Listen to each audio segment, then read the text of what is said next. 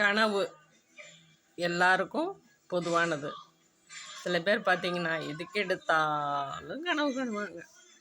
நான் சொத்து வாங்கினேன், கனவுல 2 பங்களா வாங்கினேன், புது வீட்டில் இருக்கிற மாதிரி கனவு கண்டேன், நாங்கள் ஊருக்கு போகிற மாதிரி கனவு கண்டேன், டூர் போகிற மாதிரி கனவு கண்டேன், டெய்லி கனவு கண்டேன் கனவு கண்டேன் கனவு. அது என்னங்க கனவு? நம்ம நினைவு தான் அது கனவாக வருது. நீங்கள் ஆசைப்படலாம், அளவில்லாத ஆசைப்பட்டால் அது எல்லாம் கனவுல தாங்க நடக்கும், நிஜத்தில் நடக்காது. முயற்சி பண்ணணும், சம்பாரித்து வாங்கணுங்கிற முயற்சி பண்ணணும். கனவு கண்டுக்கிட்டே இருந்தோம்னு வச்சுங்களேன், எல்லாம் வெறும் கனவோடையே போயிடும். கனவை நிஜமாக்கணுன்னா உழைக்கணும். எல்லாத்துக்குமே கனவு கண்டா ஐயோ இதை கேளுங்களேன், நல்லா தூங்கிட்டு இருந்தேன்னா திடீர்னு ஒரு முழிப்பு வந்தது.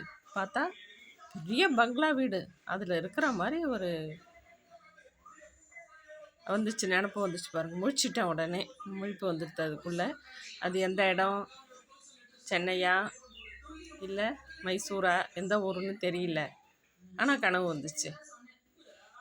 கேட்குறவங்களுக்கு பைத்தியம் முடிச்சிரும். அந்த மாதிரி டெய்லி கனவுங்கிறது ஒரு ஆசிரியர் மாதிரி எப்போயாவது கனவு வந்ததுன்னா சொல்லிவிட்டு பயப்படுவாங்க எனக்கு வந்துச்சுன்னு. அதெல்லாம் ஒன்றும் பயம் கிடையாது. இது நம்ம ஆழ்ந்த நித்திரையில், அதாவது நம்மளை தன்னை மீறி தூங்கும்போது சில நினைவுகள் உள் மனசில்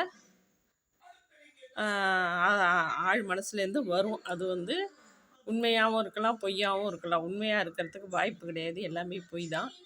ஆனால் சில பேர் வாயை திறந்தாலே கனவு கனவு கனவும்பாங்க, எல்லாமே கனவாகவே இருக்கும்பாங்க. அந்த மாதிரிலாம் பேசிகிட்டு இருந்தோன்னு வச்சுங்களேன், உங்களுக்கும் மென்டல் ஒரிஸ் ஆகும், கேட்குறவங்களுக்கும் மென்டல் ஒரிஸ் ஆகும். அதனால அந்த மாதிரிலாம் கனவு காணாமல் நினச்சாலும் நம்ம மனசோடு வச்சுக்கணும். அடுத்தவங்கள்ட்ட சொன்னால் நம்மளை ஒரு மாதிரி சிரிப்பாங்க.